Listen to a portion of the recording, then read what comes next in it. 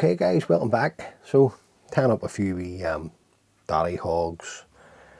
So I'm going to show you how to put this one together. The hook and the vise is a Kamasan B160 in size 10. So this is basically a short shank special, and if you're new to a channel or maybe new to fly tying, basically the gape's equivalent to a size 10, but the shank's equivalent to a size 12. So then if you go down to a size 12 on a B160, the gape's equivalent to a size 12 and the shank's equivalent to a size 14, and so on.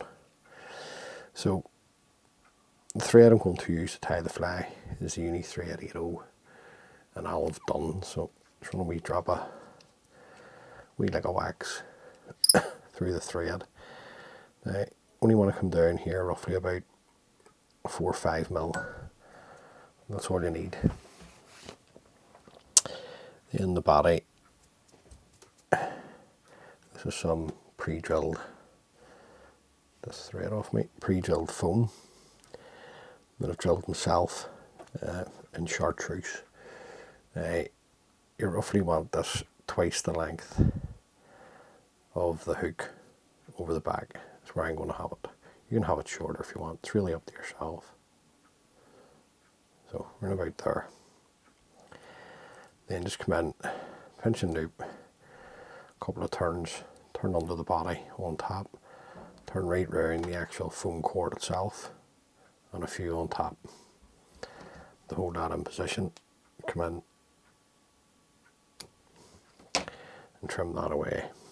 And then we'll just tie this down nice and tight. Now the legs, looking some pre-knotted pheasant tail legs. Now this one here has been dyed a golden olive. Put orange on if you want, or natural. So I'm basically just looking 3 for each side of the body. Length of these two are really up to yourself. You can have them really long. I just like them, you know, coming past the body at least.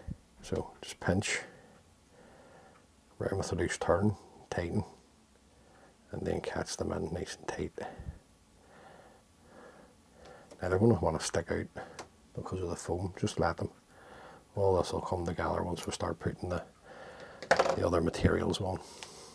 To give the impression of wings, there's 2 very small grizzle hackles that have been dyed olive. Now yet again, I want my wings to be coming past the body, so just offer those up to the hook.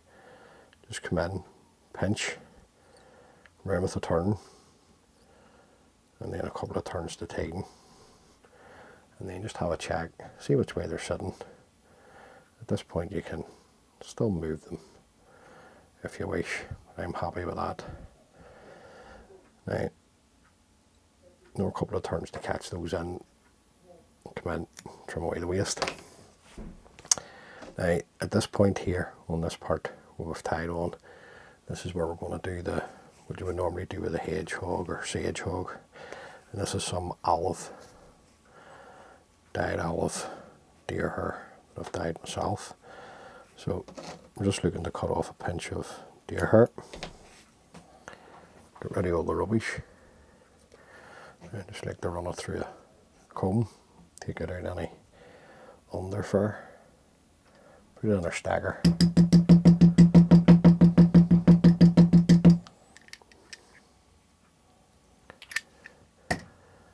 Take it out, the tip should be lined up. Now, there's a broken ends, a lot of broken ends in that, see? See the broken ends? That's no good. Don't pop broken ends into your flies, just have another wee check. Come back in and we'll take another pinch. Same again, just clear out the rubbish. But it's best not to put the broken ends in, guys. It'll not look great. And then you'll not have the confidence when you're fishing it. And that's a nice bunch there now. Now, like this, I want to tie mine just slightly, bring these wings out of the way so you can see. I'm measuring it up against the body, just over halfway into the body. So just pinch, come in, and you've already got your sort of way your first marker, which is where you tied off your wings. And just clip away the deer hair, and then come straight in with a couple of nice tight pinching loops and tie that in nice and tight. Now you don't worry, you don't need to cover everything up at this point because we're going to dub. Now this is some of the Guala green from Blob and Buzzer. Great bit of dubbing this from Andrew. So just offer that up. Come in. Now at this point sometimes people catch the legs, so it's best to come in underneath, lift everything back, get a turn or two in, which now keeps it all out of the way and back for you, and then you can play with your dubbing by tightening it up as you go. Now, just a wee bit too much there, so take that off. Then we'll go back to your deer hair. Get another pinch. Trim this off. I usually have these already stacked so that the video's a wee bit quicker, but this is the first fly. So, right, pop that into our stacker. Give this a rattle.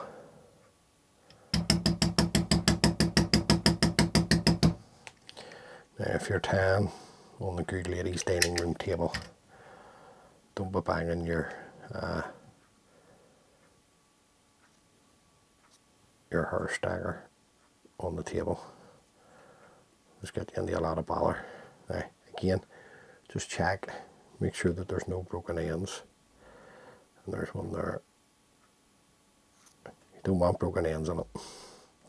Now when I offer this up, just do the same length as your first piece of hair. Just pinch it onto the hook, come in with your scissors and just trim away. You don't let this go, just hold it nice and tight, come around, pinch and loop, and work your thread over the cut ends. Now for this part, some of the medium olive, the very small amount. This is the medium olive from the traditional Irish dubbing range. Dub it on, slide her up, put everything back, and just dub down. Any wee fibres at this point, just get them back. Just going to get another wee touch, just to finish off at the top.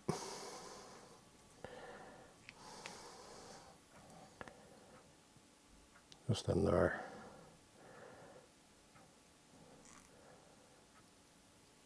Use your thread to clean the eye. Just bring everything back up. Then our last bunch of deer hair. So now we're going to just tie this on and then trim it like you would do an elk or caddis. Now you can tie this on a curved hook, you know, a grub hook or a B100 or a B110, but still float with a B110, even though the B110 is a heavier hook. But my personal preference is when I'm tying them on straight shank hooks, these are better for pulling, in my opinion, rather than the curved hooks, because the curved hook, in my view, spins. Now, not in short pulls, but if you're pulling this on a team of wets, then take our next pinch of the same olive deer hair, roughly to the same length, pinch round 1, 2, 3, 4, 5. Don't be putting any more tension on it, because when you let the wing go it'll want to spin. So just keep enough torque on the thread at this point. Come in, lift, get a good half a dozen turns or so at the front. Then what I do is just come back in again, a couple of turns there, bring the thread, build up the head, and then come in with my whip finishing tool, lift everything back and just throw in a whip finish. Trim away our thread. Now it's easier to put your varnish on at this point while the hair's still long. But you might wish to trim it off first, that's up to you. And then just make sure that the eye is cleaned out. Bring everything forward, lift it up, just check where you want to cut it. Hopefully about 2 mil or so would do for me. And then at this point, just come in and tap everything back. Just bring this up.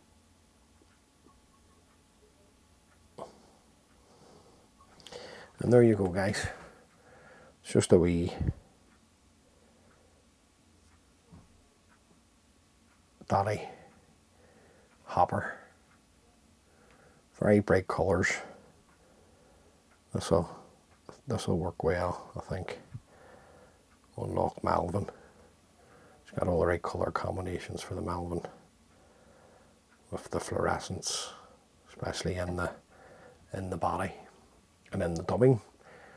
As always, guys, many thanks for taking the time to view the video. It's greatly appreciated. If this is the first time watching, please consider subscribing. It just helps the wee channel grow. And until the next time, be good. If you can't be good, be careful. And all being well, catch you on the next one. Thanks, guys. Bye.